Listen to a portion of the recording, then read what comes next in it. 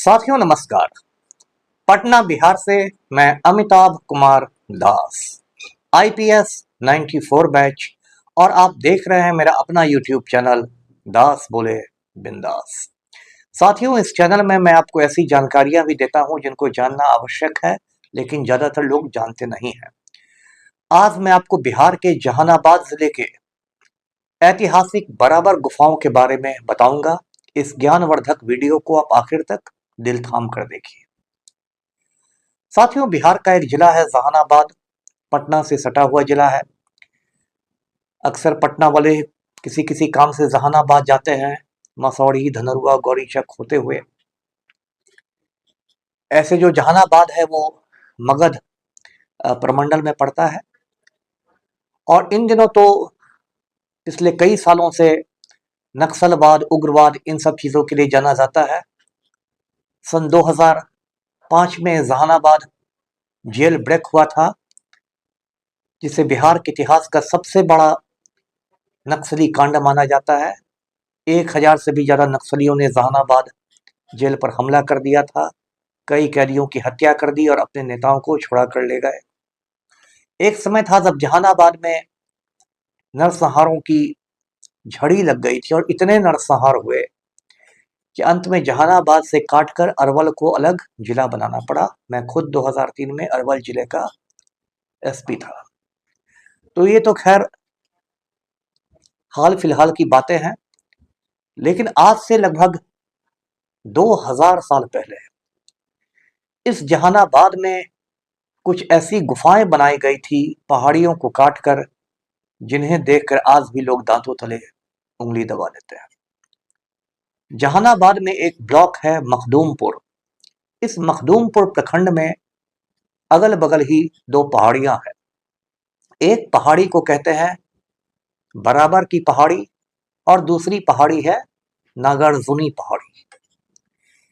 बराबर की पहाड़ी में सम्राट अशोक ने, जो मौर्य सम्राट अशोक थे, उन्होंने 4 गुफाएं बनवाई थी।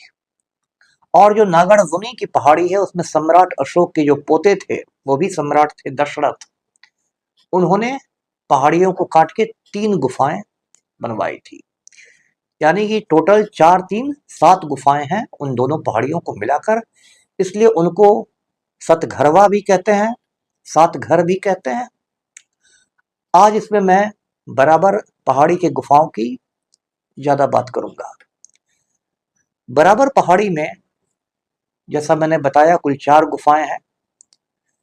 उन 4 गुफाओं के नाम हैं लोमस ऋषि गुफा, सुदामा गुफा, विश्वकर्मा गुफा और करण चौपर गुफा।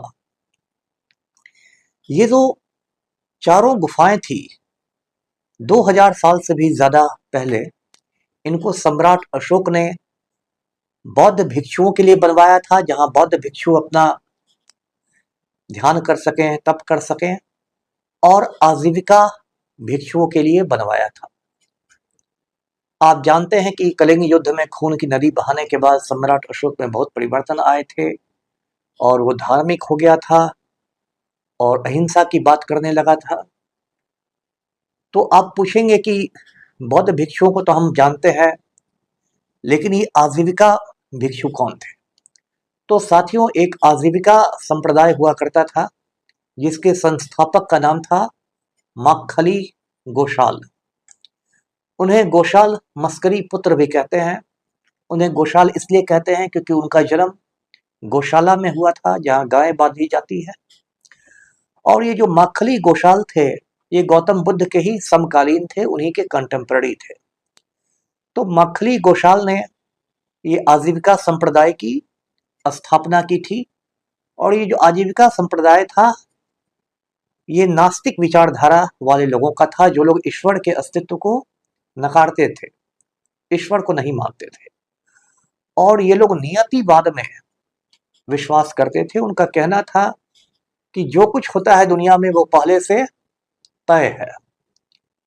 मतलब वे कर्म फल के सिद्धांत को रिजेक्ट करते थे, रद्द करते थे। जैसे कर्म फल का भी सिद्धांत था भारत में कि आप अच्छा काम करेंगे तो आपको अच्छे परिणाम मिलेंगे, बुरे काम करेंगे तो बुरे परिणाम मिलेंगे।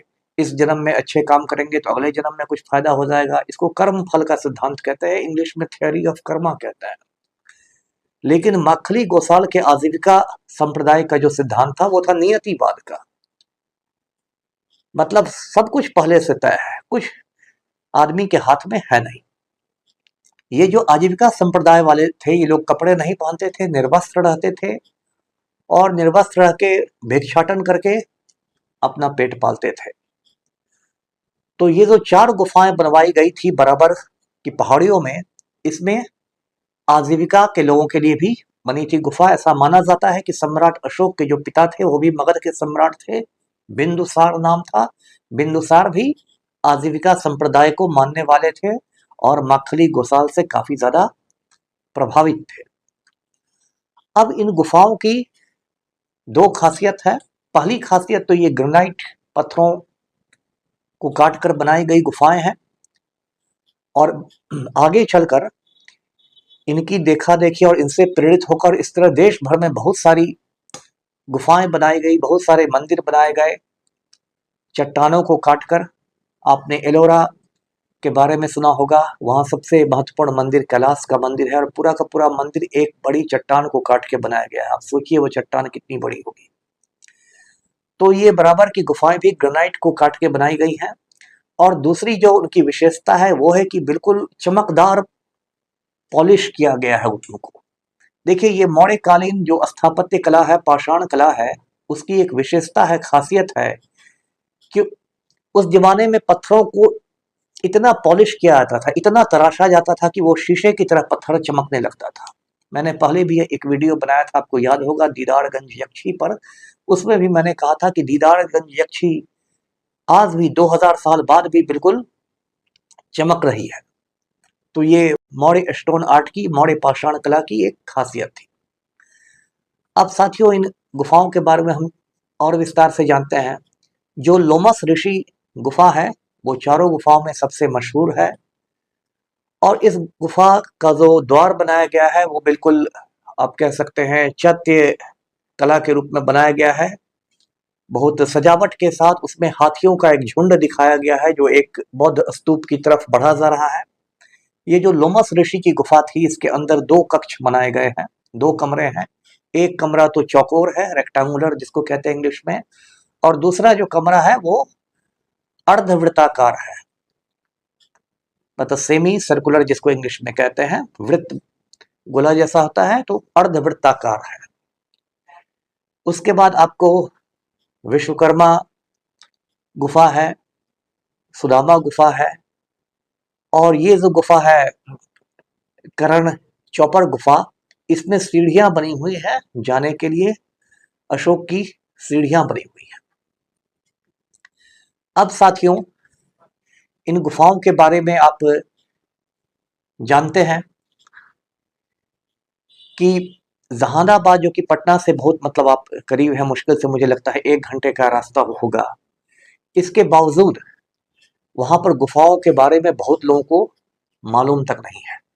यहाँ तक कि जो बिहार के रहने वाले हैं, पटना के रहने वाले हैं, वो इन गुफाओं को जानते नहीं है, उन्होंने कभी इस गुफा को देखा नहीं है। इसलिए इस वीडियो के माध्यम से मैं कहना चाहूँगा कि भाई यदि कोई पटना के साथी देख रहे हैं इस वीडियो को तो जल्दी से जल्दी खुद जाएं बराबर की गुफाओं को देखने के लिए, या फिर यदि बच्चे साथ में हैं, आस पड़ोस में भी कोई बच्चा है तो उसको भी लेके जाएं, जिससे बच्चे कुछ समय के लिए मोबाइल से मुक्त भी हों और बराबर की इन गुफाओं को भी देखें।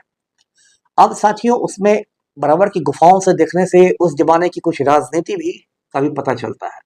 राजनीति का ऐसे पता चलता है कि कुछ गुफाओं में लगता है काम अचानक रुक गया था, मतलब आधा अधूरा जैसा काम लगता है। तो इसमें भी इतिहासकारों ने मतलब दिमाग लगाया कि ऐसा क्यों हुआ।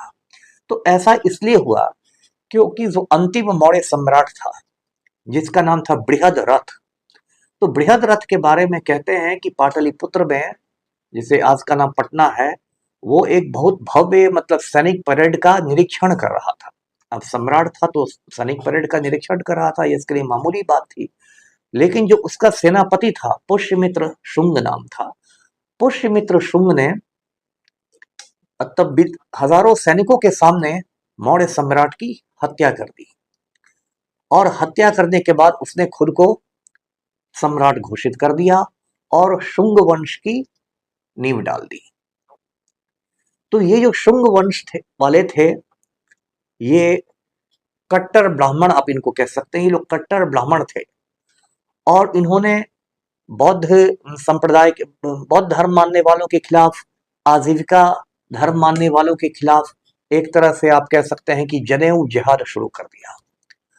और इन लोगों ने बहुत सारे बौद्ध स्तूपों को तोड़ दिया, बहुत सारे आजीविका वालों की जो थे गुफा थे या और भी थे उपासना स्थल, उनको तोड़ दिया। और इस तरह देखते देखते बौद्ध धर्म को भी बहुत नुकसान हुआ, आजीविकाओं को भी बहुत नुकसान हुआ। आजीविका वाले तो तब भी थोड़ा कम होके भी कुछ 100 साल चले, उसके बाद पूरी तरह विलुप्त हो गए। लेकिन जो बौद्ध धर्म मानने वाले थे वो भी अब भारत में ज्यादा नहीं मिलते हैं। भारत से ज्यादा आपको वो दूसरे देशों में मिलेंगे, श्रीलंका में मिलेंगे, बर्मा में मिलेंगे, थाईलैंड में मिलेंगे, लाओस में मिलेंगे, कंबोडिया में मिलेंगे, मंगोलिया मिलेंगे। ये सब पत्थरों से काटने की बात आई तो मैं एक और आपको बात बताता हूँ, वो भी बहुत रोचक है। भोपाल जो मध्य प्रदेश की राजधानी है, भोपाल के पास एक जगह है भीमबेटका। भीमबेटका की गुफा है। इस गुफा में मैं जा चुका हूँ, क्योंकि आईपीएस की जो ट्रेनिंग होती है उसमें हम लोग को कुछ समय के लिए भारत दर्शन कराया जाता है, देश के कुछ हिस्से दिखाए जाते हैं, पूरा भारत देखना तो आसान नहीं है। तो उस भारत दर्शन में मैं भीमबेटका की गुफा गया था।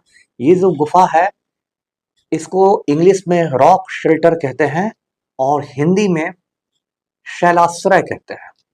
शैल का मतलब हुआ चट्टान, आश्रय मतलब हुआ शेल्टर, इसलिए रॉक शेल्टर को हिंदी में कहते हैं शैलाश्रय। और ये जो भीमबेटका की गुफा है, इसमें आज से दसों हजार साल पहले आदि मानव रहा करता था, और आदि मानव ने गुफा की दीवारों पर शिकार की तस्वीरें बना दी है जो आज तक बची हुई है। और ये भीमबेटका की गुफा इतनी ज्यादा मतलब बहुमूल्य है इतिहास की दृष्टि से, पुरातत्व की दृष्टि से, कि उसको यूनेस्को ने वर्ल्ड हेरिटेज यानी कि विश्व धरोहर घोषित कर रखा है। और जब विश्व धरोहरों की बात चली तो मैं आपको बता दूं कि हमारे राज्य बिहार में सिर्फ 2 विश्व धरोहर है यूनेस्को के। पहला विश्व धरोहर है वो महाबोधि मंदिर है बोध गया का, जहां पर गौतम बुद्ध को ज्ञान प्राप्त हुआ था बोधि वृक्ष के नीचे। और दूसरा जो विश्व धरोहर है, वर्ल्ड हेरिटेज है, वो नालंदा विश्वविद्यालय का खंडहर है। नालंदा यूनिवर्सिटी के जो खंडहर है वो भी यूनेस्को का विश्व धरोहर है। लेकिन मैं खुद इतिहास का स्टूडेंट रहा हूँ, और उस ढंग से मेरा मानना है एक इतिहास के छात्र के रूप में भी, कि बराबर की गुफाओं को, जो जहानाबाद में बराबर की गुफाएं हैं, उनको भी विश्व धरोहर घोषित किया जाना चाहिए। इस संबंध में बिहार सरकार को कुछ पहल करनी चाहिए, यूनेस्को से पत्राचार करना चाहिए। वैसे इसकी उम्मीद हम पलटू राम से कर नहीं सकते हैं। तो फिर भी बराबर गुफाओं की आपने कहानी सुनी, कभी वहां जाकर भी देखिएगा। वीडियो को लाइक कीजिए, शेयर कीजिए और चैनल को सब्सक्राइब कीजिए। धन्यवाद। जय हिंद।